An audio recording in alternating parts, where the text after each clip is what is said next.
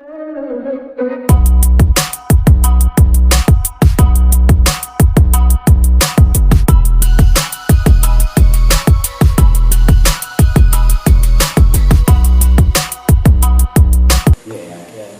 kurang, ada beberapa hal yang bikin bosan dan segala macam.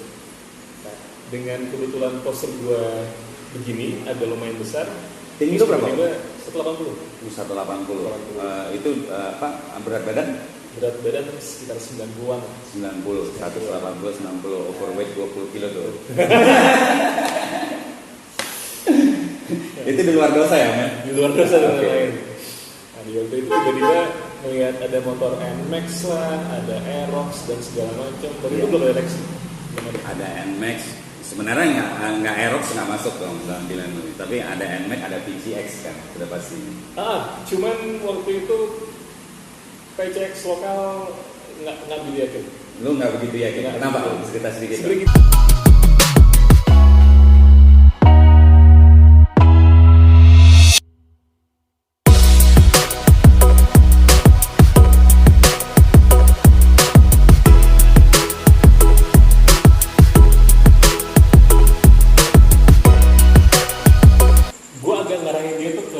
G-Racing tadi.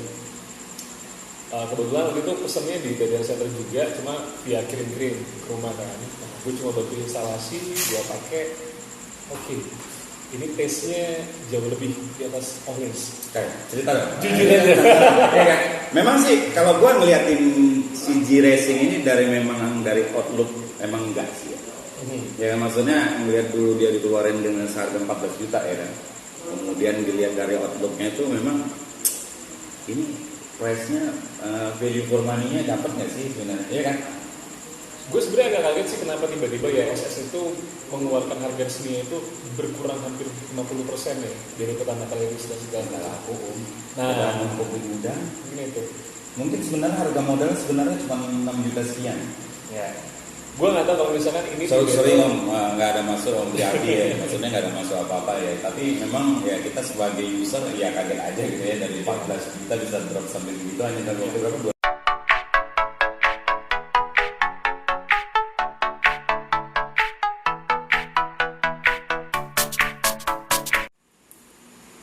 Halo, selamat malam. Ketemu lagi dengan TLC kali ini dalam edisi podcast NMAX Modification. Ini di samping saya ada rekan saya namanya Hadi. Lu kenalin dong diri lu. Perkenalan gimana ya? Ya, gue Al Hadi, rumah di Pamulang. Oh, rumahnya di Pamulang guys. Pengguna NMAX juga. Pengguna NMAX ya, iya dong. Kita kan bicara masalah NMAX Modification.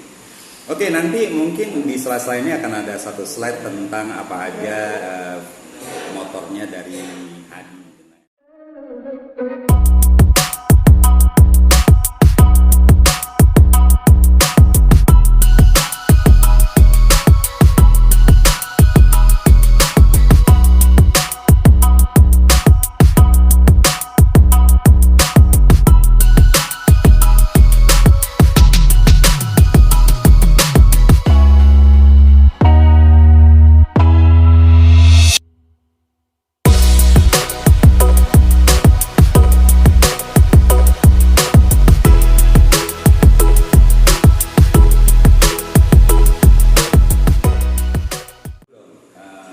Pertama, ice breaking kita, kenapa sih lu milih NMAX? Lu kan dulu gue denger kan anaknya Suzuki.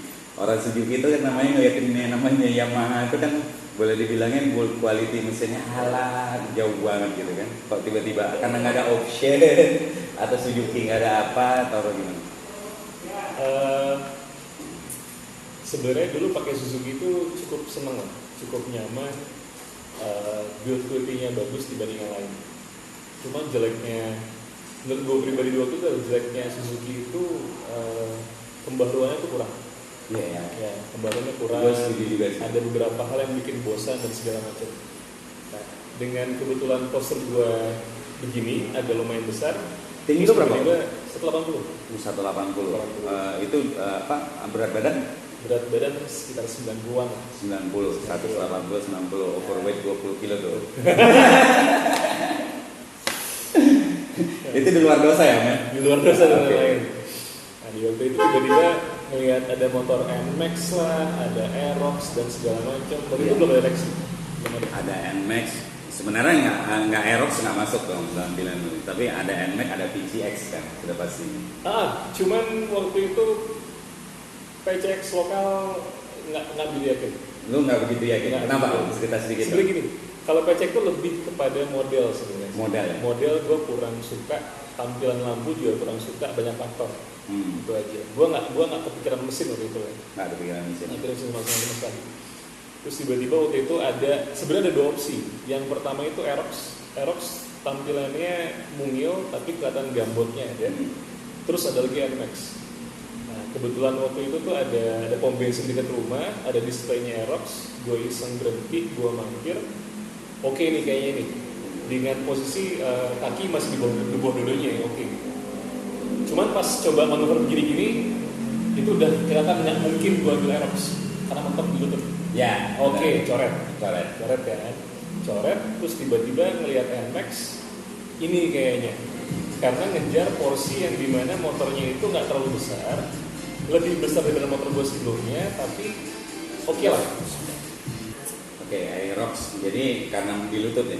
Iya. Nah, kalau cerita lutut sih sebenarnya gini. Jadi waktu dulu kan memang gua merasa bahwasannya gua kepingin menjadi pionirnya NMAX. Kemudian ada Aerox. Gua ngerasa wah ini enak seru juga nih kalau seandainya punya NMAX dan Aerox. Gua juga sama. Jadi memang NMAX ini membuat kita nggak membuat semua motor tuh rasanya nggak nyaman karena riding positionnya si NMAX ini sangat luar biasa. Iya kan? Padahal sebelumnya kalau kita udah biasa bawa bebek sih sebenarnya Aerox biasa-biasa aja. Biasa-biasa aja. Cuman karena udah sebelumnya mungkin pas waktu udah coba NMAX dan kemudian lihat Aerox emang aneh tuh. Dan memang nggak enak banget kalau dibonceng. Memang. Karena gue memang pernah naik Gojek yang pakai Aerox. Itu kalau giliran dia ngerem, pernah waktu itu dia sempat agak sedikit hard braking, gua sama dia tuh nyelosor ke depan. Itu sih yang gua rasain. Kemudian duduknya juga jadi mungkin sayapnya itu juga nggak enak. Dan kaki juga agak empuk kan. Ya. Nah, oke, lanjut lagi Om. Ya itu kisahnya gitulah awal. Dan akhirnya tujuannya itu jatuh ke NMAX. NMAX. Gue sempet pakai beberapa hari dengan kondisi standar, itu impresinya asik. Jadi gue ngerasa Yamaha ini asik ya, mungkin dengan VVA-nya, dengan teknologi yang lebih terkini. Karena gue sebelumnya itu pakai Suzuki Hayate waktu itu kan. Ya, jadi historinya sampai dengan beli NMAX, keputusannya kenapa ya karena itu sih sejarahnya sih. Sejarahnya memang karena memang enak dibawa. Itu padahal belum ada ubahan apa-apa kayak sekarang yang dahsyat. Belum ada. Berapa lama tuh? Maksud gua dari mulai pertama kali delivery sampai di rumah, kemudian kan gua kenal lu orangnya tangannya tuh gatal aja, everything gonna be perfect. Berapa lama lu bisa tahan NMAX lu tuh dalam keadaan standar? Sebenarnya perjalanan pertama motor keluar itu adalah cari ban. tetap. Sebenarnya cari ban. Ban pertama tuh apa? Badlag ya? Oh iya, gue ingat Badlag. Ban pertama Badlag, dan yang kedua Maxxis. itu di hari yang sama itu suspensi belakang. Langsung suspensi belakang. Oh, itu Chan ya pertama ya? Enggak, pertama itu Zeto sebenarnya sih, yang non pagu. Yang pertama. Jadi dari situ ban Zeto nggak lama turun plat, itu agak lumayan lama. Berapa lama tuh? Ada sekitar 2 bulan 3 bulan ada sih. 2-3 bulan berusaha untuk standar. Itu nahan emosinya gimana tuh? Tar dulu atau lu belum dapatin suatu hal yang tepat atau apa? Sebenarnya di waktu ban itu gue nggak bisa lari dari merek lain karena menurut gue tuh Badlag itu pilihan yang Badlag itu pilihan yang terbaik ya di waktu itu ya, sampai dengan sekarang malah. Menurut gue pribadi, gue pernah nyobain juga Maxxis. Sampai sekarang lu bisa ngerasain Badlag itu ada yang terbaik? Sampai sekarang masih terbaik. Tapi ya dari brand-brand lain ban-ban yang harganya agak lumayan tinggi, ya mungkin Badlag yang ban yang pernah gue coba. Yang lainnya mungkin harga di atas Badlag itu gue jujur belum pernah coba. Paling sih apa sih yang di atasnya Badlag harganya? Badlag itu apa ya? Bukan, maksud gua yang di atas Badlag lebih mahal apa? Ya kalau backpack mungkin ada Metzeler, ada Oh iya, Heidenau ada, Michelin Pure Power ada. Oh, Pure Power mah race itu kan. Nah, race itu. Terus paling ban-bannya itu yang Dia pertama kali ban sampai 2-3 bulan. Nah, kemudian perubahan pertama setelah ban sama suspensi Zeto non tabung apa yang dilakukan? paling yang minor-minor sih, spion, windshield, itu aja paling. Windshield itu pertama kali lu ganti itu awal kenal lu sama Lili. Ya, Ya, Ya, main ke rumah ya. dia numpang Benar. mandi deh. waktu itu main tempatnya Lili, terus pasang sambungan spakbor belakang, ya segala macam itu sih. Iya, iya. Itu progresnya gitu. Progresnya kayak gitu. Progres Kemudian awal. dari udah minor itu mulai yang kayak sekarang itu berapa lama? 2 tahun berarti, sampai dengan sekarang. Sampai sekarang 2 tahun, never stop ya? Enggak, kayaknya enggak. Karena memang mungkin minusnya karena nggak pernah punya konsep di awal. Oh, oke. Dari awal karena nggak punya Simpelnya- konsep, simple. Simpelnya konsep buat modifikasi di awal itu biasanya dengan adanya spending budget yang jelas di awal. Kalau menurut gue kayak gitu. Bikin konsep, budgetnya harus ada gitu loh. Cuma kalau misalkan gue kan memang progresnya itu konsepnya nggak ada. Kayak misalnya back review lah. Sok gue nggak ngerti deh berapa kali ganti. Dari kayak kayak bayang Zeto, terus yang Chen. tabung, Oh, kayak ban tabung dulu. tabung dari situ ke Chen, Chen. dari Chen langsung yang ISS yang G-Sport. Ya, yang di sport. Dari situ baru sekarang yang masih dipakai Olins. Olin. Oke, sekarang kenapa Olin itu paling awet? Mungkin karena harganya mahal atau memang udah benar-benar bisa mengabsorb apa yang lo mau? Jujur nih ya, review Olins fashion sebenarnya. Fashion. Jujur aja. Fashion aja. Sebenarnya kalau masalah kenikmatan antara YSS Sport itu kan, nah, iya kan? Karena gue pernah dengar waktu di grup lu bilangnya sebenarnya rasa kalau misal kita cerita rasa nggak usah ngeliatin brand, gue lebih suka YSS Sport. Kenapa tuh? Jadi seperti gini, prosesnya itu mulai dari kayak ZT yang non tabung, pindah ke tabung, pindah ke Chen, pindah ISS di Sport, pindah ke Olin sekarang itu basically gue mungkin lebih mau nge-review dari bawah dulu. Sebenarnya untuk yang Zeto itu untuk bebannya nggak terlalu overweight itu enak. Cuma beberapa kali gue coba, gue setelannya dibikin keras, otomatis keras. Ketika gue boncengan dengan istri dan segala macam itu ada agak bunyi jedak. Iya, amblas ya. Amblas dia. Itu sama halnya ketika pindah ke Zeto yang tabung. Dari Zeto yang tabung itu pindah ke Chen. Chen. Nah, Chen itu jujur diganti itu hanya karena bosan sebenarnya.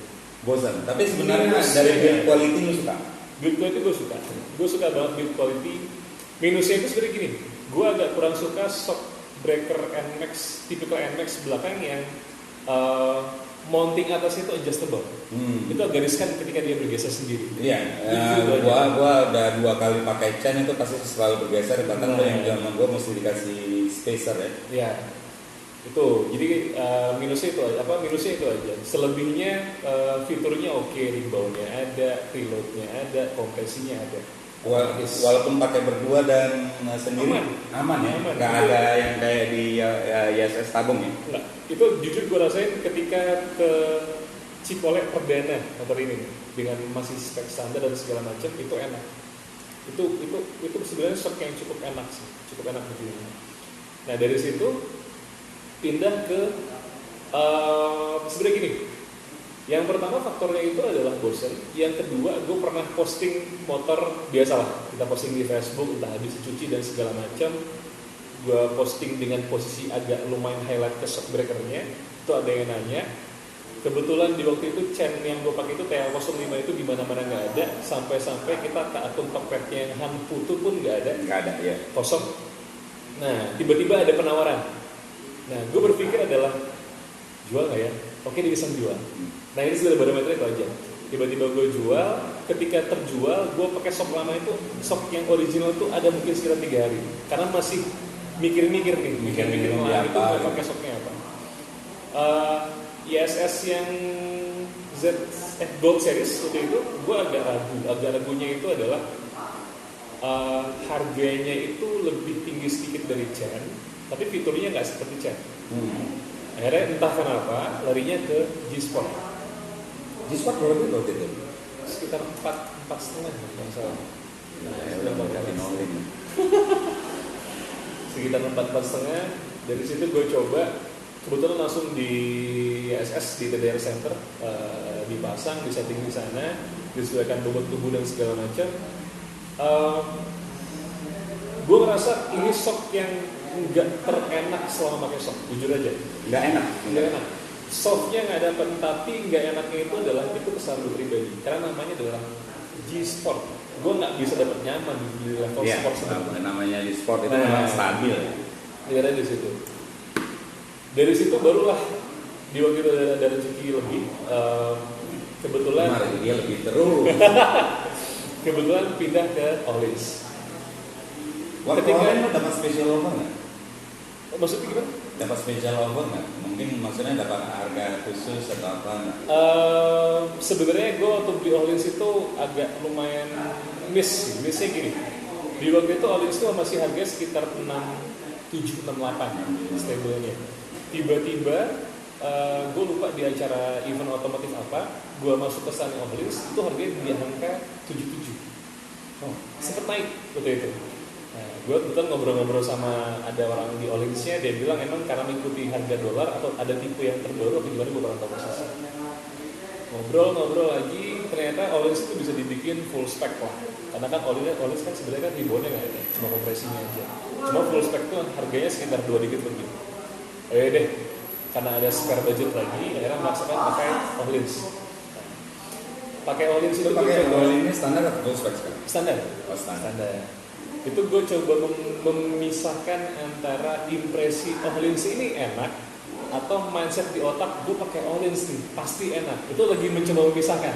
Ya, karena ini gua ada ice break komersial break ya. Jadi gue pernah datang ke pameran ulang tahun Yamaha di Depok. Di situ ada Ucok lagi karena gue datang ke sana lewat itu ada urusan Ravenol. Di sampingnya itu ada stand Ucok kan memang jualan Ollins. Ya. Jadi ada sekonyong-konyong orang NMAX gini segala macam tetap beli dan gini segala macam, mau di start nggak mau di start sesuai kan kalau Ollins kan gini detail kan ya. Jadi masalah berat badan lo berapa, lo suka boncengan atau enggak gitu segala macam kan itu dia tanya kan. Dia nggak mau. Dia bilang udah nggak perlu dipasang aja, udah menurut gua Ollins posisi apapun pasti enak. Gua sama Ucok itu ketawa. Gila ini orang dia punya duit tapi dia nggak punya sense nih menurut gua. Dan gua ngerasa maksudnya memang Ollins itu karena dia special di shop, memang dia benar-benar going to detail. Sebenarnya kelebihannya Ollins ini ya jujur dengan harga segitu ya pasti ada kelebihannya. Cuman menurut gue perbedaannya itu enggak signifikan dengan Chen yang harganya waktu itu cuma sekitar 2-an ya, kalau nggak salah. Jadi 1:3 harganya. Cuma memang yang dirasain di Ollins ini adalah ketika manuver itu rigidnya emang dapat. Cuman kalau cari empuk nggak dapat. Ya pasti. Tapi itu wajar dalam pengertian ya mungkin harus ada yang dipilih antara spek dengan mau yang harian dan segala macamnya. Untuk yang manuver kiri kanan dan segala macam cuman mungkin nggak maksimal.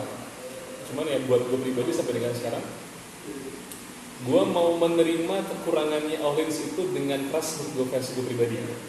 Dengan kondisi yang pertama ya harus gue bilang enak, gue belinya mahal. Otomatis kayak gitu aja.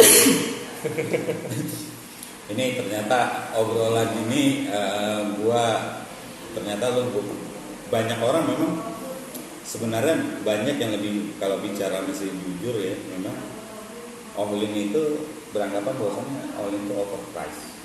Ya. Karena masalahnya untuk bisa sampai pasang rebound. Rebound bisa sampai 11 juta bahkan 12 juta. 11 juta, karena gue dapat informasi kalau ada pasang rebound, fitur rebound tambahan di shock breakernya Ollins khusus buat NMAX itu per piece-nya itu 2 juta rupiah.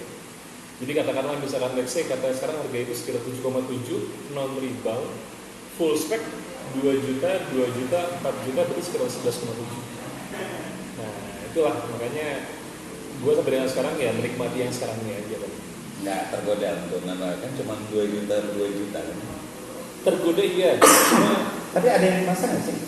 Kalau misalnya lu nanya sama mereka, kalau nggak salah dulu ada user MX yang pakai fitur itu kalau nggak salah, cuma gue kurang tahu pasti sih. Nah, belum banyak sih, sedikit. karena memang ya kalau gua nggak tahu, maksud gua dari semua kawan-kawan gua yang pakai Ohlin nggak ada yang pakai plus rebound itu. Nah iya, karena kan waktu itu kan gue sempet nanya, biasanya kalau kita ke Cikini Ohlins itu ketemunya sama biasanya aplikator tuh namanya Agung, orang yang di belakangnya itu yang servis dan segala macam tuh Andi.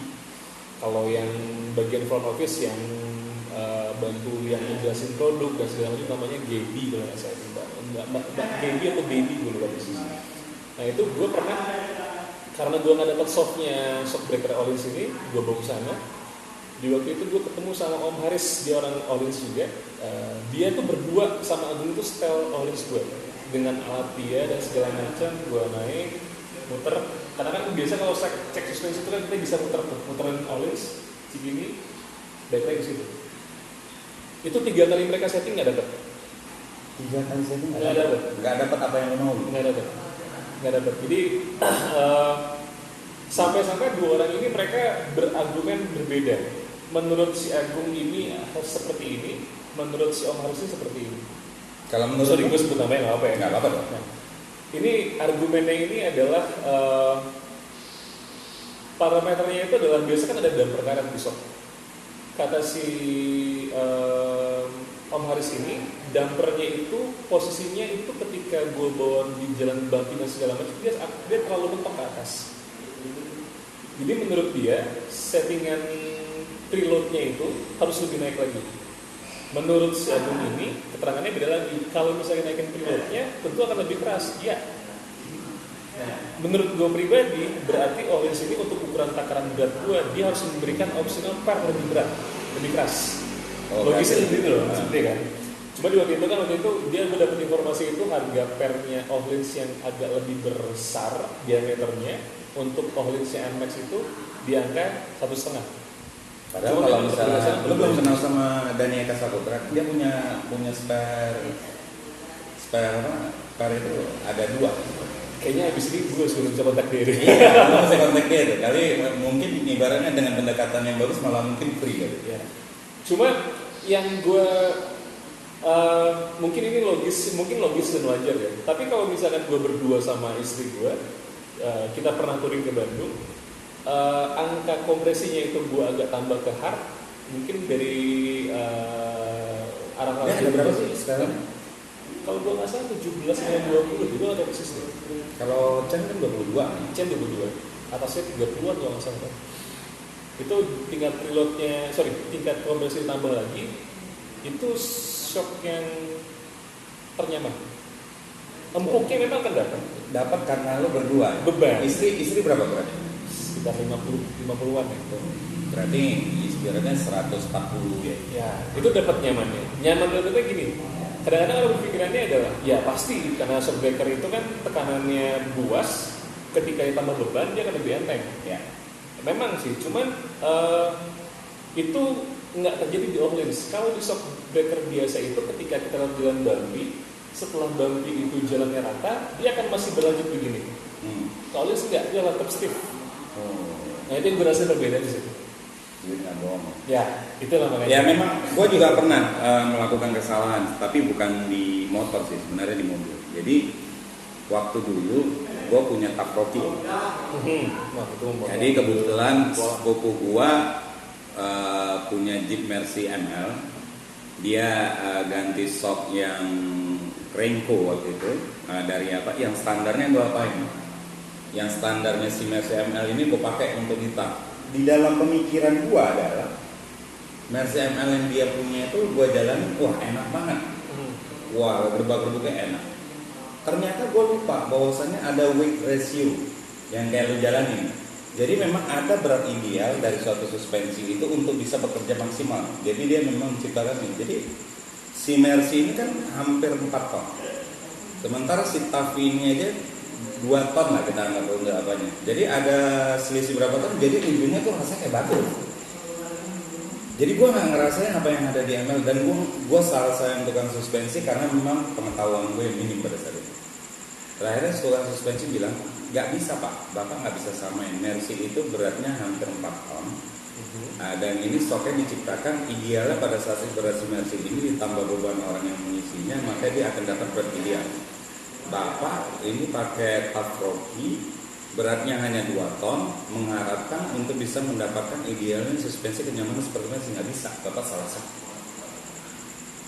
Jadi gue baru nemu nih, ternyata dulu juga sama kan. Jadi maksudnya si Olin tadi pas waktu style dengan apa, berat dari di atas 140, memang NMAX sebenarnya berat maksimum ideal sebenarnya 160 kan, udah ada tulisannya di situ. Lu baru bilang ya, gue juga ya surprise juga sih. Jadi memang dibandingkan shot lain dia mesti main bumpy, dia tetap pas waktu jalan tetap lewatin lubang dia langsung straight. Itu nyaman banget. Itu jadi kita nggak lose grip ya. Jadi berasa nggak nyesal tuh waktu itu kita. Ya sebenarnya enggak sih, tapi sebenarnya agak nyesel sebenarnya sih. Kalau gimana sih? Sebenarnya enggak, tapi sebenarnya agak nyesal. Gue punya pikiran gini. Sebenarnya di waktu Ohlins itu jadi inceran, sebenarnya agak lumayan naksir ISS yang G-Racing sebenarnya. Iya, itu yang harganya lumayan lebih rasional lagi kan. Lebih nggak rasional sebenarnya. Berapa itu? Lowcom dan Highcom dua itu sekitar 14 juta. Iya, 14 juta. Nah. Lowcom dan Highcom. Bahkan si Toga bilang ini adalah the best shock ever. Ya, betul. Bisa berkarya semuanya, kompresi dan semuanya ada di situ. Gue sempat ngobrol itu juga sama dia sampai dengan bilang udah deh, Ohlins lo jual, lo ganti ini. Ya, cuman lagi-lagi gue harus bilang fair, ketika ISS G-Racing itu terpasang, fashionable-nya nggak dapet. Ya emang iyalah bos. Iya kan? Karena posisi ISS itu kita kan manusia Indonesia ya, hampir semuanya orang patokannya adalah apapun yang dipakai MotoGP ataupun yang pembalap-pembalap brandnya itu, kalau bisa kita dapat itu kita udah luar biasa sebenarnya. Iya kan? Iya kan? Ya karena banyak orang lah. Maksudnya gue yakin udah pernah pakai begitu banyak kaliper dan jenis segala macam. Tapi bagi orang-orang awam, the best kaliper ever itu Brembo. Kenapa? Why Brembo? Karena Brembo itu dipakai oleh pembalap. Ini kan? Ya, bahkan ada si tonyong-tonyong gue pernah cerita. Kalau lu misalnya speed lu cuma ya under 100, lu nggak perlu pakai keramik. Karena keramik itu didesain untuk mobil atau kendaraan yang high speed, yang mana begitu panasnya dapat si keramik itu akan bekerja dengan baik. Kalau lu misalnya nggak percaya, dia nggak percaya, dia ngerasa bosannya gua not worth knowledge, dan dia beli itu yang keramik crash. Dia ngerasa bosannya loose grip. Ya memang kan desain keramik itu begitu, jadi diciptakan itu keramik itu karena supaya buat high band kan. Jadi begitu speednya masuk baru dapat, sama aja kayak ban balap, ya kan? Dia akan mulai nempel kalau misalnya lari lu di atas 200. Ya. Kalau lu larinya mesti takut-takut di bawah 200, diinjir dia, karena panasnya belum dapat gitu. Iya kan? Nah, jadi yang kadang-kadang pengetahuan kita di situ sebenarnya ada sih, ada petunjuknya di ban atau di MotoGP, tapi memang kadang-kadang orang nggak mau dari itu. Iya, sayangnya mayoritas kalau di kita kan Indonesia kan begitu kan. Jadi kembali ke Olin, jadi kira-kira dulu menyesal atau enggak? Menyesal karena sekarang ini gini, menyesal itu karena sekarang ini statusnya kayak ISS yang G-Racing itu, kalau kita punya kocek di angka 7 juta pas, itu udah dapat baru. Kunci racing ini sekarang lagi drop banget. Oh biasa lah. Nah, saking gue penasaran, di waktu itu ada teman gue yang baru beli NMAX baru tahun 2019 kalau nggak salah. Dia iseng ngobrol terus nanya suspensi belakang. Gue agak ngarahin dia tuh ke G-Racing tadi. Kebetulan waktu itu pesennya di TDR Center juga, cuma via kirim-kirim ke rumah kan. Nah, gue cuma bantu instalasi, gue pakai. Oke, ini taste-nya jauh lebih di atas Ohlins. Kayak cerita dong. Jujur aja. Ya kan? Memang sih kalau gue ngeliatin si G-Racing ini dari outlook emang enggak sih. Ya maksudnya ngelihat dulu dia dikeluarin dengan seharga 14 juta ya kan. Kemudian dilihat dari outlooknya itu memang ini price-nya value for money-nya dapat nggak sih sebenarnya, ya kan? Gue sebenarnya agak kaget sih kenapa tiba-tiba ya SS itu mengeluarkan harga resminya itu berkurang hampir 50% ya dari pertama kali rilis dan segala Nggak laku. Nah, Covid muda.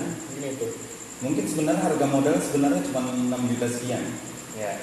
Gue nggak tahu kalau misalkan ini. Sorry om, nggak ada masuk om hati ya. Maksudnya nggak ada masuk apa-apa ya. Tapi memang ya kita sebagai user ya kaget aja gitu ya, dari 14 juta bisa drop sampai begitu hanya dalam waktu berapa? 2 tahun ya?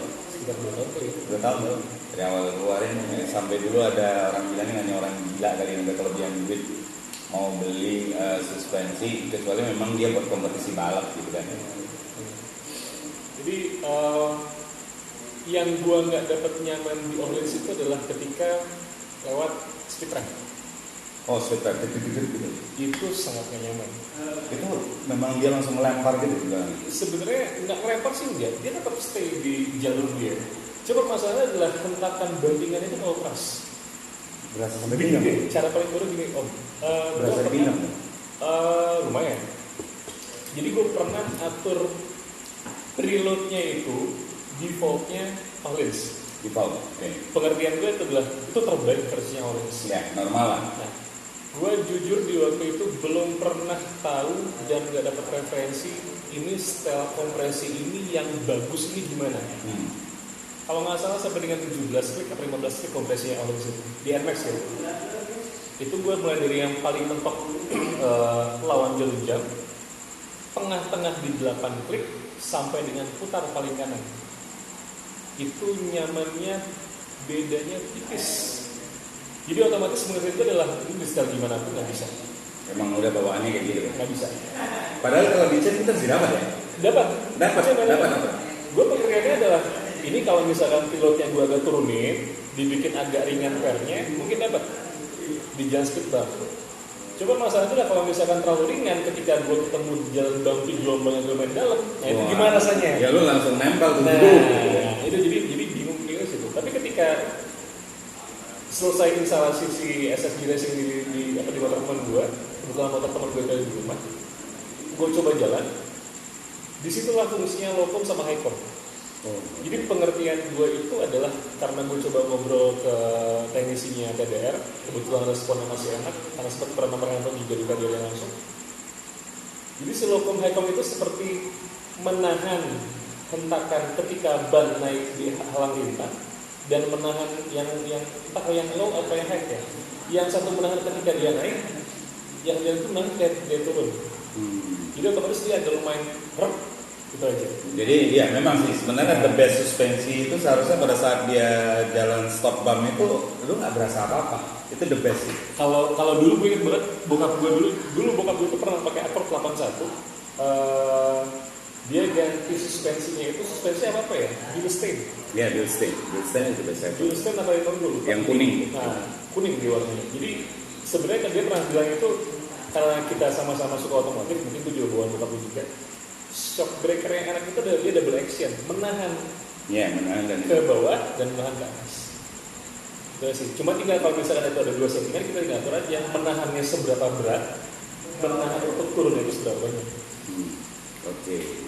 Kita skip dulu nih cerita masalah si Olin kayaknya. Karena maksudnya ini detail kalau misalnya mesti seharusnya khusus ya topiknya. Gue sekarang menarik stok depan lo nih. Ini merek apa nih? Iya kan? Maksudnya memang ya hanya orang-orang yang spesial sih sebenarnya yang mau ganti suspensi depan. Biasanya orang-orang kan banyak kan pakai ya udah depan tuh paling disc brake atau apa. Ini lo kan pakai kompresi bawah. Tapi Olin nggak ngeluarin nih kompresi bawah kayak gitu. Kayaknya dia ngeluarin cuma untuk R25 deh. R25 doang. Sepertinya ya, kalau untuk Auris. Kalau dia ngeluarin, lu beli nggak? Tergantung harganya.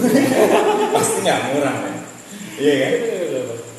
Ini kan kompresi bawah nih. Apa mereka? Ini KTC. KTC. Ini gua perlu agak sedikit bahas nih. KTC sama satu lagi apa namanya? Equinox. Nah, kenapa lu pilih KTC? Awalnya gini. Di waktu itu gue pernah, gue kelupaan satu shockbreaker belakang yang pernah gue pakai. KTC juga kayaknya. Oh iya. Tapi yang habis dari bawah. tabang yang tabung bawah kan, Ya, yang gun metal tuh kan. Jadi waktu itu gue mengalami kendala shockbreaker belakang gue KTC ini agak rembes. Rembes, terus gue bawa ke langganan tukang sok anak Suzuki kalau nggak salah ya. Bukan, kalau gue waktu itu kebetulan dekat rumah, itu namanya ada di sekitar Gaplek lah, Joko Shop namanya. Jadi gue kesana, servis shock belakang, hasilnya oke. Selang minggu kemudian itu gue langsung kesana lagi untuk kira-kira shock depannya dibikinnya enak gimana ya. Itu udah ganti KTC itu? Belum, masih oli.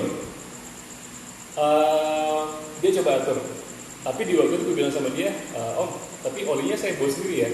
Waktu itu gue ingat banget, gue lupa nama olinya apa. Itu olinya keluarannya Om Yadi, Yadi Arkadia. Oh boleh Om, nggak apa.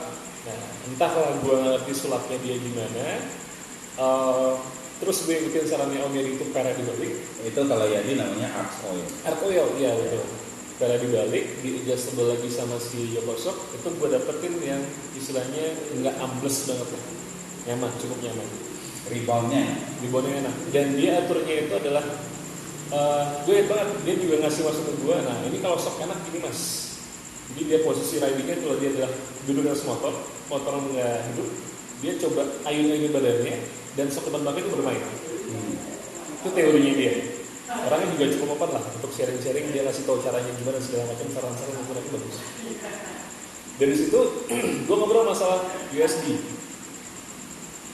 Dia cukup tahu juga ada USD itu kalau nggak salah ada yang mereknya Nui, ada yang mereknya untuk Apex ya, ada Nui, ada Equinox, ada KTC.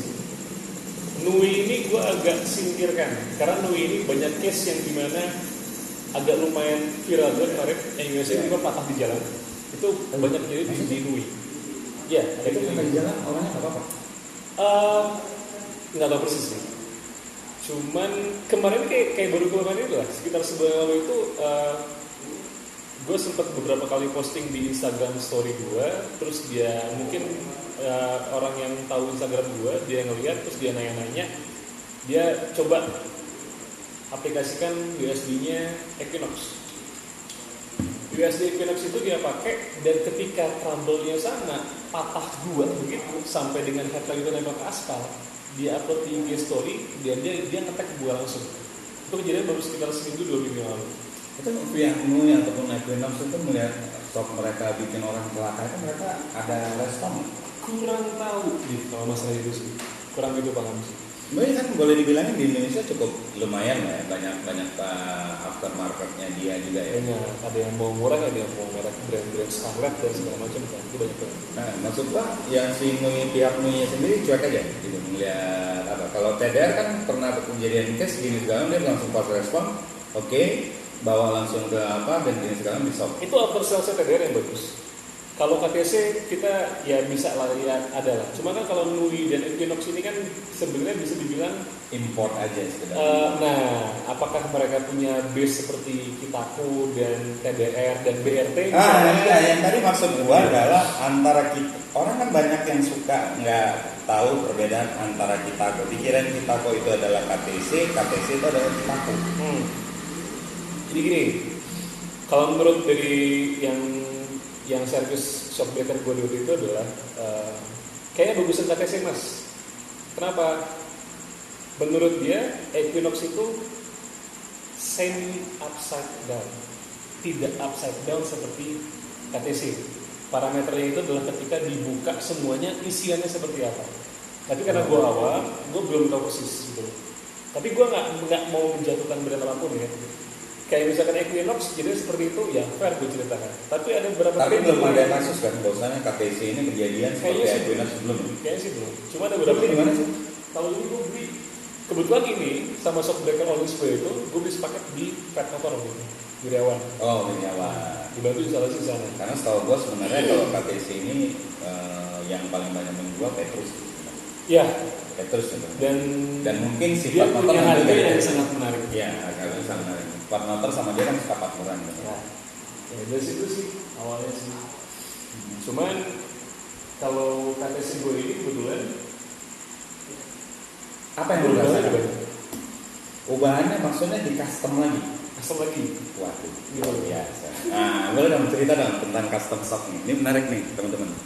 Jadi bedanya Equinox sama KTC, Equinox itu punya diameter lebih besar. Gue nggak tahu persis berapanya. KTC itu agak lebih kecil diameternya dari si Equinox. Equinox buat mana sih? Equinox gue nggak tahu persis buat mana. Mungkin made in China juga kan? Mungkin. Tapi mereknya kayak agak Indonesia nggak jelas gitu kan? Mungkin ya. Nah dari situ gue coba bawa ke Jokosop karena mungkin menurut gue rasanya udah mulai nggak enak. Kenapa ya? Mudah-mudahan gak ada masalah dan segala macam. Ternyata pas dikeluarin olinya, defaultnya KTC, USB KTC untuk NMAX itu olinya terlampau sedikit. Oh, terlalu sedikit Terlampau sedikit. Jadi dikeluarin olinya, diganti oli yang baru, servis dan segala macam. Lu ganti olinya pakai apa? Mesti Arch Oil juga? Bawaan dia. Oh, bawaan dia. Gue nggak tahu brandnya, tapi dia hanya botol yang nggak ada brandnya. Nah, oli yang dibanyakin, disesuaikan porsinya, itu dapat feel. Dapat feel. Lebih enak. Jadi main master dalamnya itu nggak bunyi yang kalau misalnya kita lewat terus itu nggak cetrek, cetrek. Nggak ada. Karena memang olinya sedikit gitu kan. Nah, dari situ gue ngerasa ini bisa dimaksimalkan apa enggak ya? Oh yaudah, gue coba ngobrol ke dua brand suspensi yang di luar Jakarta. Itu ada di suspension sama Cika. Ada suspension di mana? Di Jawa kalau nggak salah deh.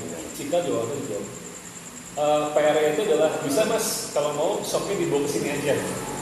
Ya biar gue juga sebelum nanya berpikirannya itu akan pasti seperti itu sih. Cuma kayaknya durasi waktu dan segala macam gue agak menyampingkan dulu ke mereka. Gue coba ke Jokosop lagi.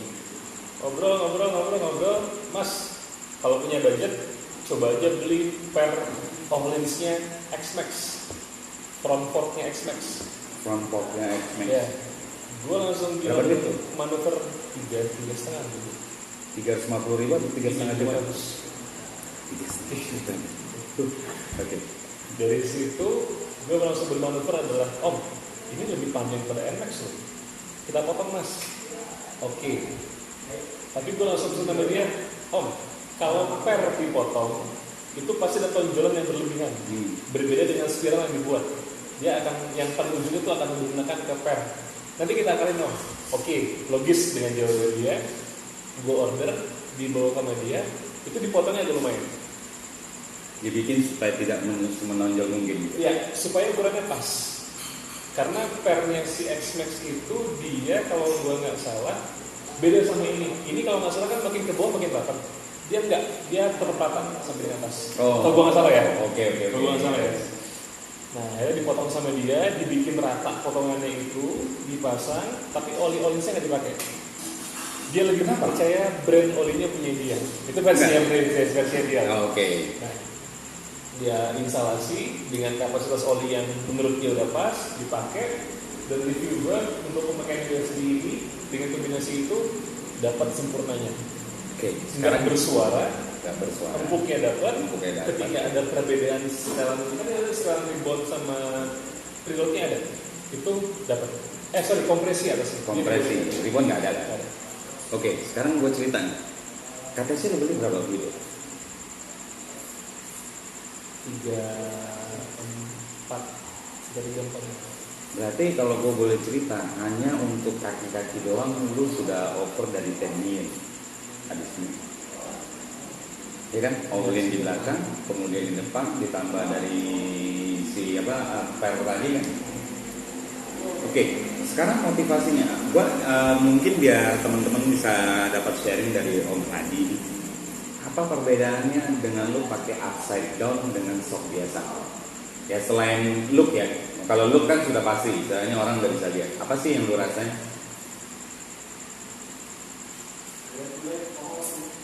Sebenarnya minor sih, cuma gue pribadi you spend more than 8 million only for minor. Kalau misalnya shock breakernya original, dengan yang gue spend di atas 10 juta, ini minor. Kalau misalkan ada 5 juta minor pasti gue ambil. Masa 5 juta ini nggak ada? Ngerti gue, maksud gue gini loh. gue nih sebagai orang awam, maksudnya kepingin belajar memodifikasi, lu abis depan sama belakang, let's say kita bilangin hampir sekitar di bawah 15 juta, ya kan, dengan bolak baliknya dan segala macam. Dan lu cuma bilang minor, itu kan bikin gue detar-detar untuk mengikuti jejak lu, benar? Ya karena memang gue kenal lu, kenapa gue suka adalah lu tuh orangnya jujur dan detail, ya kan. Kalau hanya sih, benar gak sih? Bener gak sih? Maksud gue gini, you spend over 14 million hanya for minor gitu loh. Cuman berarti cuman kelihatan untuk outlooknya aja gitu. Maksud gue ada gak sih berasa mungkin pas waktu lo lagi miring-miring atau lagi apa antara stock biasa dengan upside down itu upside down lebih enak gitu. Atau pas ngerem mungkin interval jaraknya mungkin bisa lebih pendek gitu. Sebenarnya kalau intervalnya segala macam itu sama. Cuman yang gue rasain perbedaannya itu adalah ini mungkin nyambungnya gini. Yang sebelumnya kita cerita always, kalau misalkan gue berbonceng dengan istri gue atau orang lain, itu ngerasa suspensi akan lebih enak. Iya benar. Itu kita bicara belakang, kan kita bicara depan. Ketika di depan, USD ini punya bobot yang agak lumayan. Oh berat aslinya, ibaratnya berat weightnya itu lumayan. Agak lumayan. Dan gue ngerasa kokohnya megang itu dapat. Oke. Dapat. Contoh gini. Ini percobaan bodoh yang pernah gue lakukan. Jadi gue pernah iseng kurang kerjaan dan itu sering gue lakukan. Iya tahu. Kalau ngapain kabel nggak jelas gitu kan. Jadi orang rumah udah tidur aman, gue buka pagar, gue keluar masuk lewat Pondok Indah, terus lagi sampai dengan ke Tosari, Kota Tua, putar balik, bensin langsung pulang. Gue sempat pernah ngetes itu dengan kondisi motor gue, suspensi depannya tuh normal, nggak ada masalah. Itu di bawah jalan tuh agak vibrasi. Iya. Dengan lepas tangannya, top speednya mungkin sekitar 80-90an lah. Okay. Dengan kondisi gue nggak begini, gue agak lumayan begini, waspada ketika tidak apa-apa. Tapi ketika di USD yang ini dengan spek yang terakhir itu gue nggak rasain. Ini maksudnya terjadi USD ini setelah lu ganti Karawin. Ya. Itu benar-benar lu lepas, dia nggak ada goyang sama sekali. Itu yang gue rasain yang itu pakai dibilang minor. Kalau masalah bandingan, suspensi dan segala macam, kelebihannya minor. Jadi teman-teman sebenarnya kalau bicara pakai ups and down, setelah Om Hadi habis hampir 14 juta depan dan belakang. Jadi sebenarnya ups and down di depan itu lebih banyak outlooknya dibandingkan untuk fungsinya. Fungsinya ya lu kapan sih iseng kayak Om Hadi itu jalan gebertem cuman karena untuk masalah vibrasi gitu. Itu sama aja kayak orang ibaratnya pasang, kalau kita pakai motor kopling lu pasang apa namanya yang buat suspensi yang di setir itu. Apa namanya?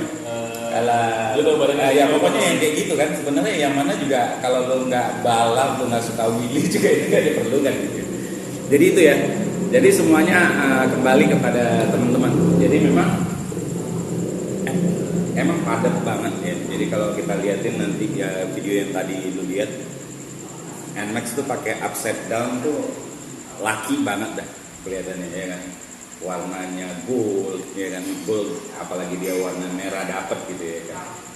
Nah itu apa remnya nih Om? Remnya lo udah berapa kali ganti? Gonta ganti? Kalau rem sebenarnya nggak sering. Jadi pertama kali pasti ori. Yang kedua cuma ganti kaliper depan belakang. Mesin Samurai tapi 2 piston, master ori. Sempat ganti selang TDR. Oke, mesin Samurai depan belakang, kemudian kabelnya apa? Selangan TDR. Udah langsung pakai TDR. Sampai sekarang masih pakai TDR. Karena gue pernah miss sebelumnya. Karena gue pernah seri juga gitu kan. Jadi gue ke Bandung sama istri gue, sama teman-teman gue juga, komunitas gue lama waktu di motoran dulu. Oh, anak Suzuki. Anak Suzuki. Itu sempet di Padalarang itu rem belakang gue itu blok. Itu bukannya karena tangan lu standby? Enggak. Biasanya kan karena standby ya? Enggak. Gue bukan tipe tangan standby sih.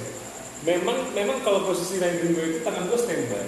tapi itu tidak akan menggeser si handle itu bergeser turun sedikit pun.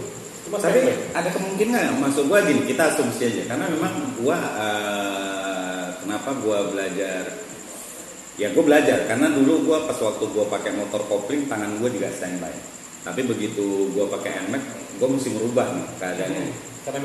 Karena matic dan karena gua ngelihat berapa kali bahkan ada yang sampai celaka karena itu lampunya nyala dan pada saat dibutuhkan rem belakangnya ngeblong. Ada kemungkinan nggak pas waktu mungkin karena lu jalan jauh gitu kan tangan kan pegel kok, jangan stagnan itu mungkin agak tertekan gitu. Agak pesimis begitu sih. Agak pesimis enggak sih, lu yakin? Oke. Mungkin kualitas apa minyak remnya? Gue itu pakai Motul 51. Oh nggak mungkin, gila itu boiling heatnya paling tinggi. Jadi pas gue balik ke Jakarta, jadi rem blong itu hanya 5 menit. Jadi gue waktu itu nggak terlalu panik karena posisi kita pulang ke Padang itu kan Turunan. itu tapi turun. Ya. Gua Tapi nggak ekstrim sih. Nggak ekstrim sih. Jadi gue harapan gue tinggal rem depan. Oke, masih blong. Gue diemin dulu, kita posisi jalan, tangan gue langsung lepas dari handle. Itu kalau nggak salah 5 menit 10 menit berjalan, remnya tiba-tiba ada, tapi masih ada mentok ke kanan. Lama-lama ada lagi. Sampai ke rumah, gue cek selang rem gue ke belakang hangus. Ada beberapa sisi yang hangus. Apa ya? Itu gue orang tahu sih, pasti.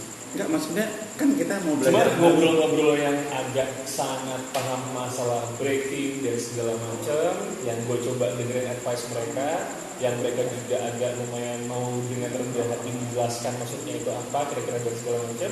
Itu permasalahan itu adalah karena minyak rem terlalu tinggi. Tapi ada beberapa juga yang memang menjelaskan gue juga, gue lupa nama omnya siapa. Dia pernah ngobrol juga tuh yang jual ban di Depok. Oke. Nah, itu sempat ngobrol gue juga. Saya juga pakai Mas Dot 5 Master Ori, selang rem ori dan gak ada masalah. Ya, gue juga pakai yang ori 5.1. Karena gini, ada perbedaan. Jadi gini, kalau dot 3, dot 4 turunan tertinggi itu 5.1 bukan 5. Kalau 5 itu memang dia beda sendiri. Dia khusus buat race dan segala macam dan itu memang karetnya wajib khusus dan segala macam. Jadi 5.1 itu adalah polyalpha-olefin bahannya. Jadi dia titik boilingnya itu paling tinggi. Masa sih gara-gara itu tahu? Ya tapi sih ya boleh-boleh aja sih ya orang itu bilang bisa hangus gitu. Jadi waktu itu gue nggak mau menyalahkan brand apapun.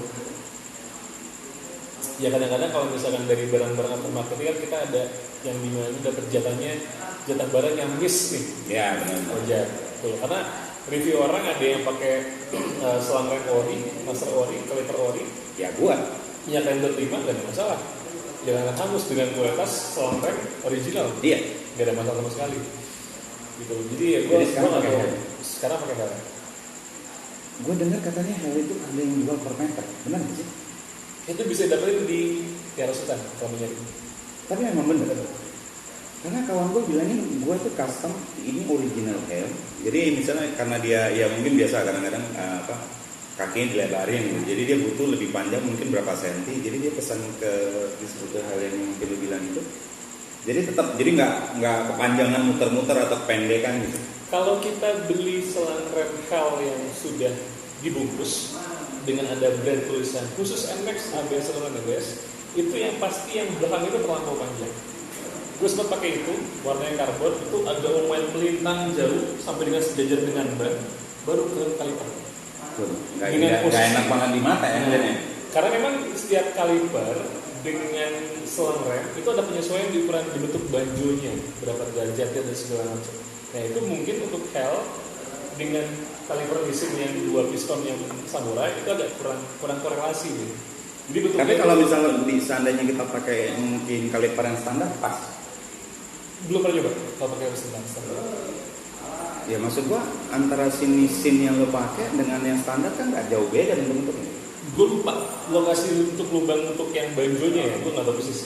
Saya belum pernah coba. Jadi sekarang pakainya Hel, kemudian kalipernya. Kaliper yang belakang gue masih pakai mesin yang samurai 2 piston. Cuma kalau kaliper depannya ini gue pakai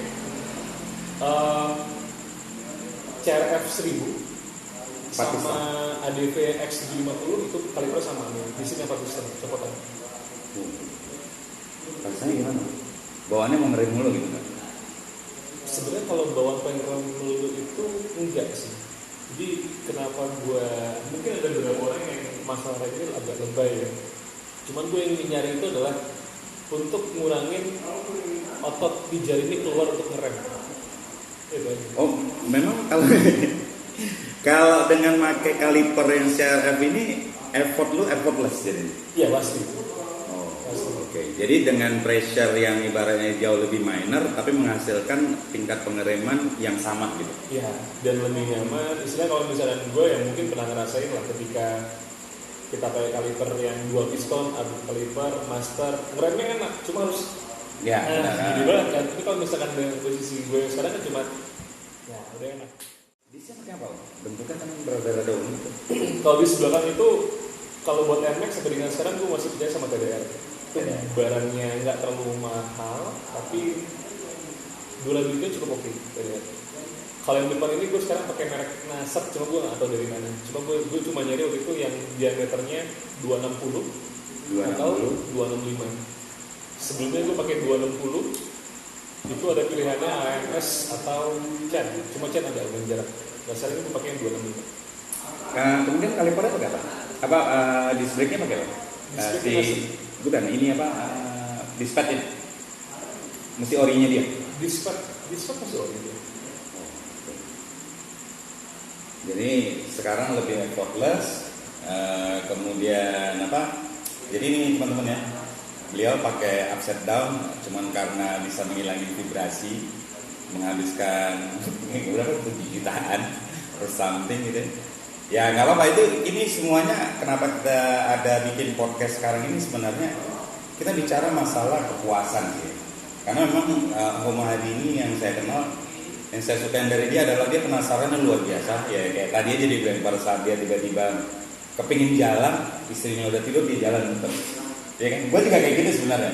Cuman sekarang udah nggak gue lakuin lagi. Jadi maksudnya kalau memang kadang-kadang gue daripada gue bingung gini, maksudnya sebenarnya refresh kali ya, refresh pikiran, pengen jalan gitu ya kan.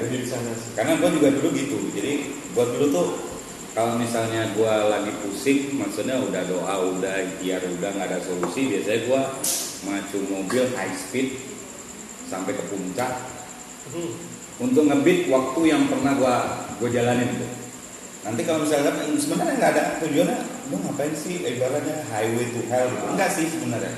Cuman kepingin menaikkan adrenalin gua. Habis itu gua sampai di Ataun, gua ngerokok, ngopi sendirian gitu. Udah, pulang. Jadi pergi lewat tol, pulang nggak tahu. Kadang-kadang mungkin bini gua nggak tahu mobil itu kapan keluarnya gitu kan. Loh, tiba-tiba mobil anak gitu kan pulang sendiri. Jadi gitu sih. Cuma sekarang memang ya mungkin ya umur bertambah, mungkin masalahnya mungkin gak sekolah dulu waktu gua jadi banking kan. Masalah kalau jadi banking kan gajinya cuma 1 juta loh. Sisanya itu adalah maki allowance. Iya kan, sama lo pada saat waktu lo menjabat isi kerja sama orang kan, gaji lo sebenarnya UMR, sisanya tuh sebenarnya maki allowance. Pokoknya apa yang gak achieve lo wajib achieve. Ya kan, yang namanya target tuh gak pernah turun, pasti naik. Nah sekarang karena memang ya lo juga ada mulai. Jadi teman-teman, Om Hadi nih dia adalah advisor. Dulu dia bekerja di salah satu bendera orang dan sekarang dia punya usaha sendiri. Jadi kalau misalnya teman-teman perlu advice tentang gimana caranya ngiklan, baik secara elektronik maupun mungkin yang nyata dan segala macam, mungkin bisa kontak beliau. Nanti di YouTube-nya saya akan mention juga, ya mungkin bisa japri-japrian ya, nanti di Instagram juga ada apa. Karena beliau adalah memang ekspor. Maksudnya ekspor yang saya suka di sini adalah bukan hanya sekedar ekspor. Dia adalah tipikal orang yang melihat suatu masalah dari helikopter view dan memberi solusi yang cocok buat orang yang membutuhkan. Nah, jadi kita advertise sedikit nih. Ya walaupun kita hari ini juga disupport sama nih yang namanya dari Kopi Kopdar. Ini namanya kopi Kopdar. Jadi kopi plus susu plus gula nila. Nah, dan kemudian salah satu makanan favoritnya walaupun udah agak cair nih, ini adalah roti dengan ice cream. Ya biasanya sih banyak kan orang-orang yang lagi pacaran, cuman karena kita kayak gini untung kita nggak jadi. Oke, back to topic. Jadi ini kita udah cerita masalah outlook nih. Oh, ada satu lagi yang belum gue bahas. Kenapa? Gue kan tahu banget kenapa. Iya kan? Ini sekarang beliau pakai Aero ya. Ya kan pakai Aero dari sudah begitu banyaknya knalpot yang dia coba. Nah, kita sekarang coba lo cerita dong masalah knalpot. Jadi sebenarnya kalau misalkan sampai dengan proses sekarang itu ekspor knalpot itu agak lumayan lama sih. Oh, lama ya. Kebetulan punya teman di komunitas tuh orangnya baik-baik semua. Maksud lo baik-baik ini, coba baik-baik kita perjelas nih. Maksudnya baik-baik menjerumusik, baik-baik mesin, kan ada juga kan ya. Jadi pertama kali itu adalah gue beli knalpot itu adalah Top One. Waktu itu udah belum berubah gitu. Ya, ROB1 dengan NCAP-nya itu fiction. NCAP-nya fiction yang lo klaim kemudian di apa nih ya ROB ya, gue juga ngalamin yang sama tuh. Gue sebenarnya senang dengan ROB, cuman buat advice aja buat penciptanya ROB, come on lah, lu mesti belajar mendengarkan. Mungkin kalau misalnya lu mendengarkan apa keluhan orang walaupun sedikit, lu akan lebih sukses dibandingkan yang lain. Gue ngeliatnya memang dari awalnya lu berdiri, sebenarnya lu adalah orang bagus sih. Ya kan, dari zamannya knalpot dari generasi pertama dan terbukti juga booming di video YouTube gue pada saat lu bikin generasi yang ketiga. Cuman kadang-kadang gue ngeliatin kalian kurang mendengarkan. Kalian merasa bahwasannya ini produksi sudah oke. Padahal kalau seandainya kalian bisa mendengarkan, mungkin kalian merupakan salah satu produk aftermarket anak bangsa ya, yang cukup bagus. Dan hampir semuanya orang-orang yang mungkin tidak menghadapi kesialan kayak gua dan kayak Adi itu merasakan impresi yang lu buat itu bagus banget. Ya jadi istilahnya ya pesan gue nih buat produsen ROB mungkin untuk bisa sedikit lebih wise lah, untuk bisa sedikit lebih mendengarkan ya. Karena bukan hanya lu doang gue mengalami. Jadi gue ada satu klien, jadi memang mesen. Memang mungkin karena saking buru-burunya gue nggak lihat pesanan dia bahwasannya ready nih yang only black. Padahal pesanan dari klien gue tuh yang silver, yang itu kan. Siap. Dia nggak mau balikin. Intinya adalah semuanya sudah terjadi dan apa? Coba milih break. Lu jual ribuan dan gue juga salah satu promotor dulu ya kan? Gue juga salah satu promotornya dia. Cuman gara-gara kan udah bilang misalnya gue kasih uang hitam ya dari luar hitam. Memang itu kesalahan gue. Cuman kamu nggak kita cari jalannya nggak bisa. Apalagi kayak kasusnya lu cuma masalah NCAP doang dan gini dia udah merasa benar-benar sayang sih menurut gue. Jadi sebenarnya yang gue sayangkan itu adalah knalpot gue itu selesainya di WRC. Di WRC makanya. Nah, jadi ya, saya memang mesti bagi TV sama WRC kan. Iya, jadi pengertian gue itu adalah mungkin karena gue seorang digital marketing kali ya. Jadi pengertian adalah ketika gue punya brand knalpot Top One diselesaikan oleh WRC itu akan punya pendapat Top One seperti ini knalpot. Iya ya. Itu tapi mereka nggak peduli sih. Mereka nggak peduli. Ya, memang nggak peduli. Itu salah satu kekurangan mereka gue berarti. Ya, tertutup. Seperti halnya gini lah. Seberapa jayanya Bluebird kan, mulai dari tahun 70-an, dari mulai ke kakeknya, ke bapaknya, dihancurkan oleh cucunya gitu. Makanya 5 mobil taksi gelap, terus tiba-tiba pecah jadi 5, pintunya ada pusaka lintas, cendrawasih dan segala macam. Mereka nggak bergerak untuk lebih bagus. Ketika muncul misalkan Grab sama Gojek udah mulai kocar kacir. Nah itu kayak gitu-gitu sih. Sebenarnya, cuma yang gue sayangkan dari robot itu cuma satu sebenarnya sih. Kalau itu hal minor lah, gue bisa benerin di tempat knalpot manapun. Gue nggak suka itu adalah power boom yang fake-nya itu. Power boom itu fake. Lu tahunya karena setelah dibongkar sama si WRC tadi? Ada bukan? Gue tahunya itu ada pengalaman temen yang waktu itu power boom-nya itu dipotong. Ternyata itu cuma bagian yang cuma itu beli. Oh, I see. Karena setahu gue power boom yang benar itu adalah dia ada hole cut yang dimana itu jadi aliran udara lebih menghembus lagi. Iya, memang kan tujuannya kalau kita lihat yang power boom itu adalah pada saat itu memberikan induksi yang lebih sebenarnya. Harusnya seperti itu. Iya kan, harusnya. Jadi kayak postingannya udah lama juga. Dan mereka juga nggak peduli juga ya. Nggak peduli. Itu yang kalau gue bilang ya gue bicara apa adanya aja, tapi setelah gue tahu itu semua sampai dengan itu gue pakai rok itu udah cukup lumayan lama. Iya, cukup lumayan lama. Lu sama gua bahkan 2 kali beli. Nah, balik ke tadi lagi yang kenapa gue bilang teman-teman gue baik semua. Ketika gue agak lumayan naikin spek motor dari jeroan dan segala macam, itu gue ketemu sama temen di komunitas gue yang dia pakai rok juga, cuma dibesarin lagi inletnya. Oh iya. Nah, oke, gue pakai, kok di gue agak ngempos ya. Terus gue coba lagi knalpot yang lain di teman komunitas gue juga. Terus gue coba ini speknya masih standar ya? Enggak, udah dinaikin. Udah berapa? Nah, akhirnya ujung-ujungnya adalah dapat feel enak rasanya itu, ya. Tapi bukan minor ya, ini berasa. Itu di Aero yang sekarang. Bukan karena harga Aero-nya, lu boleh share nggak harga Aero yang made for NMAX ini berapa dulu? Waktu itu gue masih ingat banget sih, itu di angka pas itu sekitar 7,2. 7,2. Berarti itu memang kalau aksesoris itu tuh masih angka lakinya di angka 7. Mana ya? Karena selera juga segitu. Karena ya bayangin ya tadi dia beli all-in orang pas waktu zaman 6,8 dia nggak beli, dia beli di angka 7 lebih. Dan kemudian beli socks depan udah bagus-bagus nih kalau buat kita orang-orang kayak awam kan ini udah dapat. Dia iseng-iseng dia beli apa all-in spring yang buat X-Max. Jadi angkanya ketemu 7 juga gitu. Iya. Benar nggak sih? Atau jangan-jangan angka lakinya 7 tuh? Enggak ya? Enggak sih. Enggak. 7 juta apa? 7,2. Itu duit semua. Pakai topet sih. Oh dia pakai topet. Tapi memang itu didesain buat NMAX ya. Maksudnya kalau di zaman dulu kan enggak. Maksudnya moge kemudian nanti itu dirubah dan segala macam ya apa. Tapi ini memang didesain.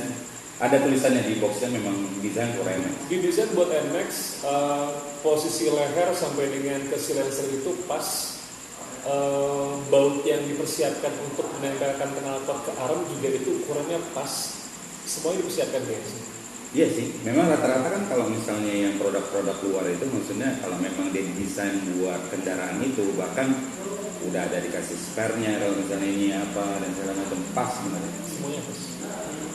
Dan itu berasa nggak? Maksudnya dengan spek sekarang, lu merasa ini worth it banget untuk harga 7 juta? Sampai dengan sekarang masih sih. Bukan karena Aero ini? Enggak. Sebenarnya waktu sebelum memilih ini Aero, ada opsi apa sebenarnya yang dari yang kan banyak tuh yang punya luar negeri.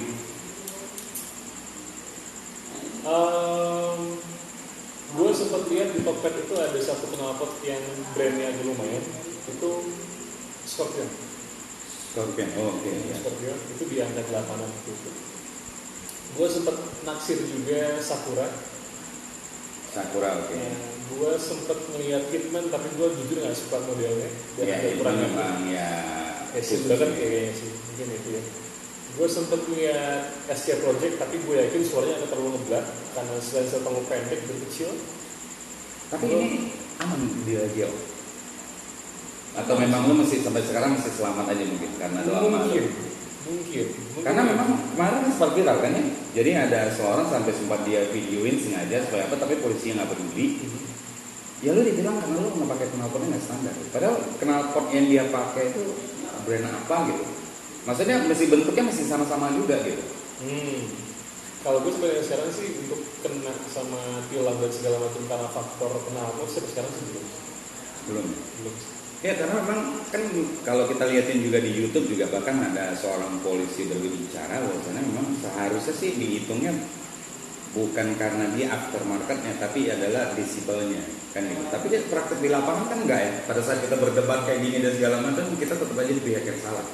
Om polisi coba dong bantu juga mungkin kalau mungkin dari ada penonton di sini yang bergerak di dinas kepolisian bantu kita dong. Sebenarnya kalau knalpot itu aftermarket itu kalau kita bicara desibel ya Harley itu sangat melanggar banget desibel gitu kan. Nggak ada Harley yang gue liatin tetangga gue punya Harley baru kalau dia subuh aja gue bisa jadi kayak bangun mau minta marah gitu. Tapi memang suaranya kayak gitu. Jadi maksudnya mungkin kalau ada kawan-kawan di sini yang bergerak di bidang kepolisian mungkin bisa bantu kita juga gitu ya. sebenarnya gimana sih gitu. Karena memang ada kan, lu mungkin pernah lihat juga kan, ada polisi yang diinterview oleh otomotif siapa yang bicara tentang masalah knalpot. Sebenarnya dilema juga sebenarnya sih masalah knalpot. Iya memang dilema sih. Jadi kalau misalkan nggak punya desibelometer yang pas, kadang-kadang kita berpacuan dengan ponsel. Ada aplikasinya. Kadang-kadang polisi juga beberapa kali gue sempat lihat itu yang menggunakan aplikasi. Tapi masalahnya polisi ini pakai aplikasi yang mana? Karena gue pernah lihat video di YouTube, ketika kita gunakan 3 jenis aplikasi untuk desibel, itu beda ya? Beda-beda semua. Nah, itu Nggak, maksudnya sebenarnya gini loh, desibel yang boleh itu berapa sih sebenarnya nih? Karena patokan gue gini, gue pernah di Bogor pas waktu pakai Ninja, gue bayangin CLD waktu itu gue beli 14 juta, mau dipotong nih, gue diselamatkan set by the bell karena ada rombongan Harley. Gue bilang bapak boleh potong ini, tapi bapak potong dulu ini, karena knalpot saya dengan suaranya dia jauh lebih menggar suaranya dia. Kalau dia bicara masalah, karena ini kalau kita bicara masalah standar equipment X house, sebenarnya bukan itu kan. Yang dibikin menjadi masalah ini sebenarnya karena suaranya mengganggu gitu. Ya, desibel aturannya. Itu sih. Itu bagaimana dari dilema itu gitu sih. Cuma beberapa kadang-kadang gue sempat baca, tapi nggak tahu persis ya. Ya mungkin teman-teman yang kerja di instansi kepolisian lebih tahu. Iya dong. Jadi teman-teman yang punya MX juga kerja di instansi kepolisian, ayo dong bantu juga mungkin sharing di kita ini supaya para teman-teman yang pengen modifikasi tahu batas-batasnya gitu. Mengganggunya seperti apa ini. Memang udah banyak referensi, tapi kemarin itu cukup viral. Dia sampai bikin Instagram, sampai bikin suatu anekdot bahwasannya ini Pak, salah saya apa? Semua saya lengkap, iya knalpot saya nggak standar gitu. Dan Anda ditilang gitu. Ya bukan masalah tilangnya sih sebenarnya, maksudnya apa parameternya dari parameternya atau gimana? Iya. Misalkan cc motor sekian itu desibel dengan sekian diperbolehkan itu atau khusus juga? Ya kalau gue sih patokan gue gini, selagi knalpot gue nggak lebih besar dari suara Harley, it's fine. Kalau memang kita bicara masalah apa, ya udah Harley aja stop dulu, ya kan? Karena dia memang bong suaranya kayak gitu kan, padat, blak blok gitu kan. Ya sebenarnya sih itu kayak di zaman dulu sih, yang sempat diterapin yang dimana kalau orang rokok di Sudirman tuh nggak boleh. Ya. Tapi Metro Mini yang mengeluarkan udara dengan hitam seperti itu lewat suara ini boleh. Kayak gitu sebenarnya. Iya, makanya sebenarnya ya agak-agak ambigu sih. Oke, kita lanjut lagi nih Om. Kita sekarang tadi kan gua lihat ada speedometer yang agak-agak canggih di atas itu untuk RPM atau apa itu apa sih? Itu sebenarnya iMode. Itu produknya Ultraspeed itu kan jadi vendornya produk eraser gitu ya. Tapi bukannya dulu tuh ada yang bentuk apa sih yang warna lihat? Yang produknya ADR ya, Evi Koso. Kalau dulu gua ke Ninja gua pernah sempat pakai full Koso. Oh yang itu Koso. Kalau itu Evi Koso. Lalu kenapa lu gantian sekarang? Apa karena ini dia lebih lengkap atau memang dia nggak inline antara si Koso ini dengan eraser yang ECU yang Ada faktor sih. Yang pertama lebih kompatibel ini karena ECU gue sekarang pakai eraser. Nah itu lebih kompatibel. Dan gue nggak bisa pakai iMode ini kalau misalkan ECU-nya itu bukan eraser. Yang kedua itu adalah iMode ini agak sangat lumayan simpel. Kalau gue gunakan Evi Koso itu banyak kabel yang selimuran. Untuk ukur voltase kabelnya kemana? Untuk RPM itu kabelnya kemana? Untuk ukur time engine temperatur itu kabelnya kemana? Tapi kalau misalnya gue pakai iMode ini, itu gue tinggal tarik kabel dari iMode depan, terus gue langsung sambungin ke soket ECU, selesai. Oh memang karena memang produknya dia ya, nggak langsung tinggal si ECU ini yang kasih informasi ke sana ya. Betul. Ya simpel kabel. Gitu sih. Dan itu fitur-fiturnya ya, gue bisa atur ketinggian RPM saat idle, bisa di situ.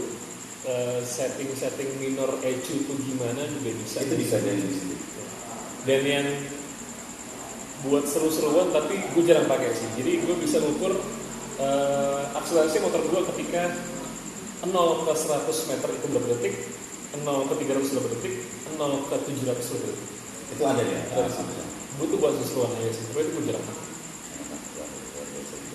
Oke, sekarang kita bicara masalah di engine ini. Ya kan, engine yang lu udah lakukan, cerita dong sedikit tentang histori ini. Kalau spek sekarang itu CVT ada modifan ada pasti. CVT lo pakai apa? CVT gue pakai original, cuma gue adjustnya itu masih adjust beberapa sekitar setahun lalu itu digas motor.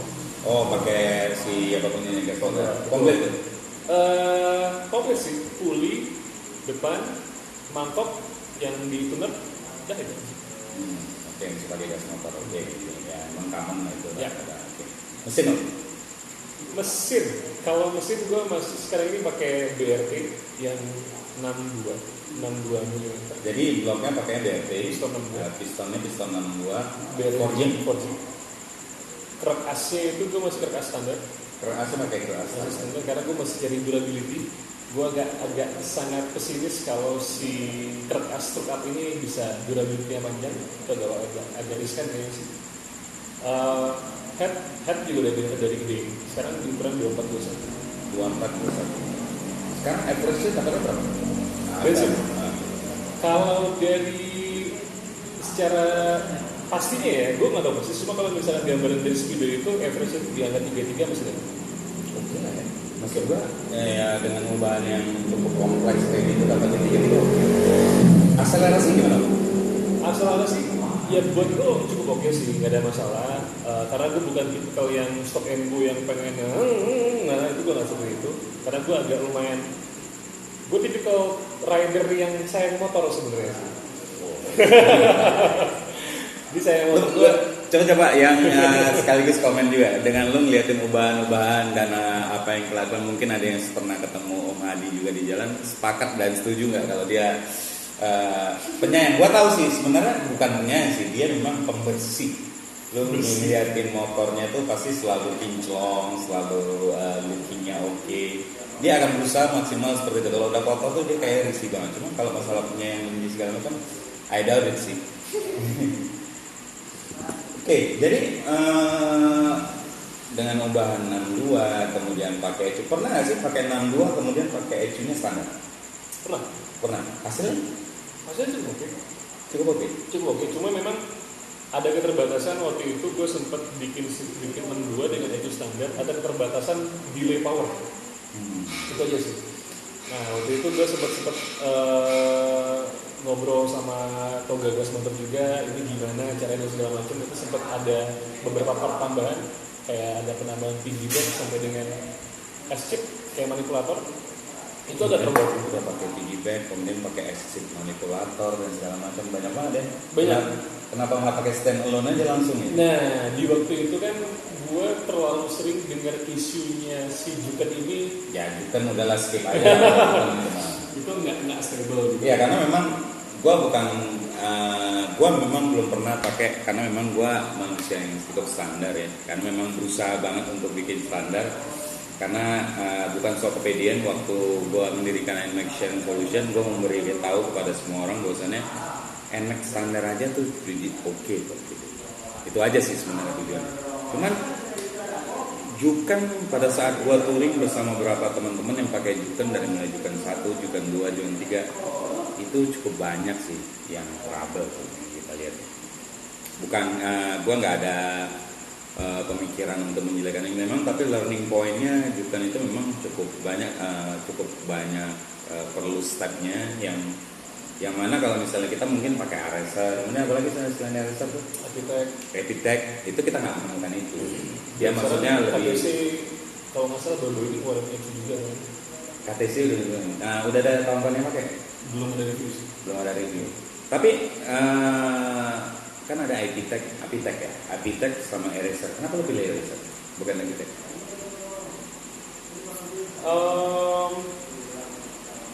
Kalau gue bilang tuh kayaknya tuh kalau untuk pengaturan di Araser itu seperti slogan Nokia zaman dulu. Itu kayak gue bilang tuh teknologi yang mengerti Anda seperti. Oh jadi dia bikin as simple like that. Jadi nggak bisa lu gampang ngerti, lu bisa belajar untuk bisa menjadi instan mekanik gitu. Ya bisa dibilang seperti itu. Itu cukup mudah, gue tinggal download aplikasinya, aplikasi berbayar. Ya basic untuk paham enaknya mesin juga harus tahu juga sebenarnya. Ya oke, ya rata-rata kan ya maksud gua kalau orang udah biasa untuk coba upgrade mesin dan segala macam biasanya kan feelingnya untuk masalah itu kan pasti lebih tajam dibandingkan orang-orang yang biasa aja ya. Sebagai user itu. Ya user aja. Jadi eraser ini menurut lu lebih user friendly gitu kayak Nokia gitu. User friendly dan gue banyak ngobrol ke para tuner yang punya mesin dyno dan segala macam, itu pilihan yang terbaik saat ini. Pilihan yang terbaik saat ini. Dibandingkan padahal dulu Epitech ya? Ya, dulu mungkin Epitech ya waktu itu. Cuma waktu itu gue memang kebetulan entah kenapa, kalau misalnya ditanya kenapa gue ngajuin Epitech, sebenarnya jawabannya itu adalah gue nggak kepikiran di Epitech. Ya, karena memang Epitech itu dia ada dua jenis, yang khusus untuk non ABS dia sendiri, kemudian ABS dia sendiri. Itu enaknya kalau Eraser kan itu nggak ada masalah motor ABS, motor ABS ya itu udah lebih enak karena memang antara ABS ke non ABS ke ABS itu lumayan bedanya hampir 1 juta.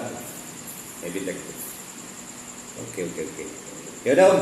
Jadi mungkin bicara-bicara ringan kita tentang modifikasi NMAX. Oke, menurut lu kalau misalnya pesan buat orang-orang yang kepingin modifikasi, apa yang lu kasih ke mereka?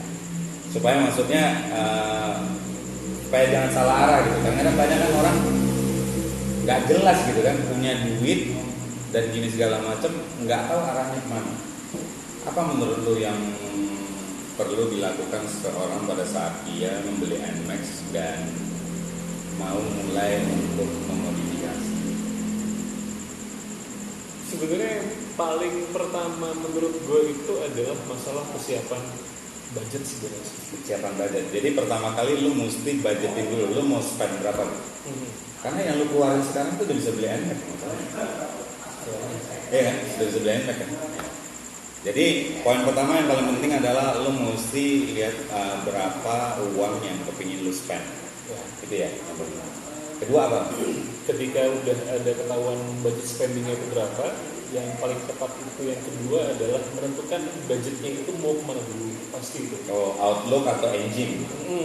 Apakah gua fokusnya ke suspensi dulu, apakah ban dulu? Kalau misalnya budgetnya banyak itu lain cerita. Ya, jadi bagi lu yang punya budget terbatas sudah lu budgetin, lu juga mesti langsung lebih detail gitu ya.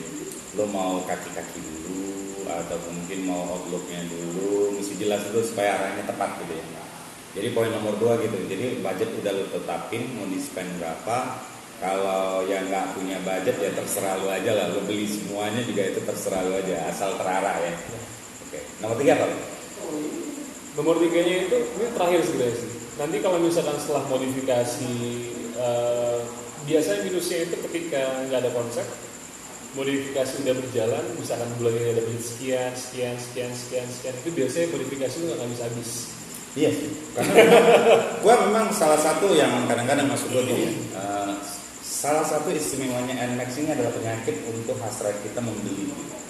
Ini gue sebenarnya di NMAX ini pelampiasan yang dimana karena ketika gue menggunakan Suzuki itu nggak bisa lo lampiasin. Karena mereka dia nggak punya aftermarket mau begini, orang bentuknya aja begitu deh. Gue bisa ngapa-ngapain. Tapi yang intinya kalau yang modifikasi sih itu sih. Karena gue jujur gue sendiri pribadi sampai dengan sekarang itu tercapainya kayak sekarang itu di waktu gue beli motor ini itu nggak kepikiran juga begini. Karena nggak terkonsep. Nggak terkonsep awalnya. Jadi boleh dibilangin ibaratnya salvage dari yang lu bikin itu cukup banyak sebenarnya. Kalau misalnya dari awal. Jadi kalau misalnya lu nanti mau beli NMAX 2020, ada channel sih.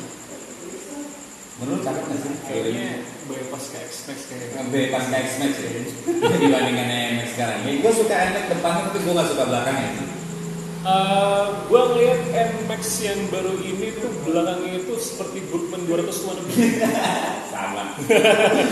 Ya, jadi gue ngeliatin si konseptornya whatever it is, dia udah melakukan extra effort merubah mesin, merubah sesi, memberi front load, kemudian memberi tanggihan. Kayak ketinggalan konsep di lampu belakang ya. Jadi dia yang lainnya boleh dibilang ini sudah masuk going to latest 2020. Pas waktu di lampunya ini berasa kayak going to 90, mundur ya. Jadi kalau gue boleh komentarin Yamaha sebenarnya, dulu kan punya pengalaman ketika Mio keluar Mio Soul dan Sporty. Ya. Itu sukses. Makin kesini sampai dengan sekarang dia itu tetap keluar, tapi pasarnya begitu. Jadi Yamaha itu seperti punya pakem yang ketika mereka mengeluarkan brand dan jenis baru itu pasti sukses, tapi penerusnya enggak. Ya, setuju. Gue nggak ngerasain penerusnya itu terus. Jadi sebenarnya kita cerita masalah Yamaha ini adalah matter of konsistensi. Jadi dia kadang-kadang udah ciptakan sesuatu terlena gitu ya. Jadi dia kayak misalnya mengeluarin NMAX untuk dia all new aja ini butuh waktu delay udah setahun. Ya kan? Jadi karena dia cukup overconfidence, maksudnya dengan mobil yang sekarang aja mau katanya PCX dan segala macam, gua mesti leading dan ini. Kalau Suzuki masalahnya cuma satu, mereka terlalu takut ngeluarin brand baru. Kalau gue bilangin Suzuki itu adalah Karena Suzuki itu dari masa transisi Thunder sampai dengan keluar GSX itu risetnya terlalu lama. ya Buat pribadi sampai dengan sekarang keluar GSX kalau gue bilang itu sukses. enggak juga om. Karena Sukses GSX itu tapi dia di luar ekspektasi mereka maksudnya. jadi dia udah habis uangnya di research untuk mesin, ditampang tetap lagi jadi masalah. Dia Ditampang lo lihat ini tampang lampu depannya. Jadi memang kalau gue lihat Suzuki, kalau kita ngeliatin mobil-mobil yang ada di luar itu bagus. Tapi kalau untuk yang cc kecilnya tuh kayak kehabisan dana research kalau menurut gue. Ya, padahal ya gue juga dulu user Suzuki, gue pakai SKW, ya. Gue bahkan pernah sebentar pakai Thunder 250, ya. Itu boleh gue bilangin successor yang bisa mengalahkan Tiger, mesinnya silent dan powerful, ya. dan Inazuma naik ketika Tiger nggak ada. Ya, Inazuma. Dan itu sampai sekarang gua kalau misalnya gua masih pengen gua, bahkan katanya masih ada yang dia tahun berapa, tapi masih brand new. Jadi gua ngeliatnya Suzuki ini dia terbantu karena ada Satria sih kalau gue bilang. Iya. Kalau nggak ada Satria mungkin Suzuki sudah melakukan line off dari dulu.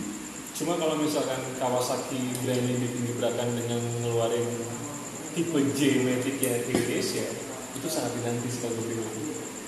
Kawasaki oke. Karena mesinnya bandel, ya kan? Bentuknya juga ya oke lah, maksudnya ya nggak cantik-cantik banget sih, tapi mesti acceptable gitu. Build quality-nya juga bagus.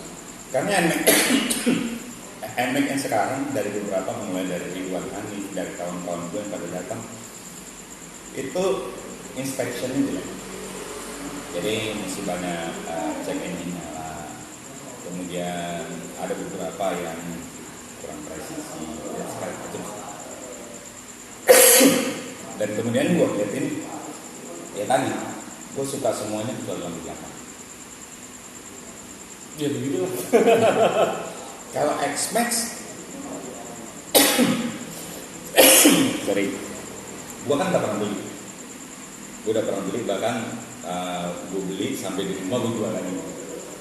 Karena memang gue tipikal orang yang senangnya sport, dan itu gue gak bisa dapetin di X-Max. X-Max itu touring, gue gak bisa miring-miring, lurus. Kalau yaudah udah pakai X-Max. Jadi NMAX-nya udah jual. Udah juga. Oke Om, teman-teman kita mesti thank you dengan Om Hadi dengan video 1:25 menit luar biasa. Ini belum gue tambahin lagi dengan yang tadi video-videonya. Thank you banget Om. Sama-sama. Mudah-mudahan video ini bisa menginspirasi teman-teman di NMAX untuk bisa tahu arah modifikasi yang baik dan sehat. Itu aja semua teman-teman. Thank you for watching. Bye.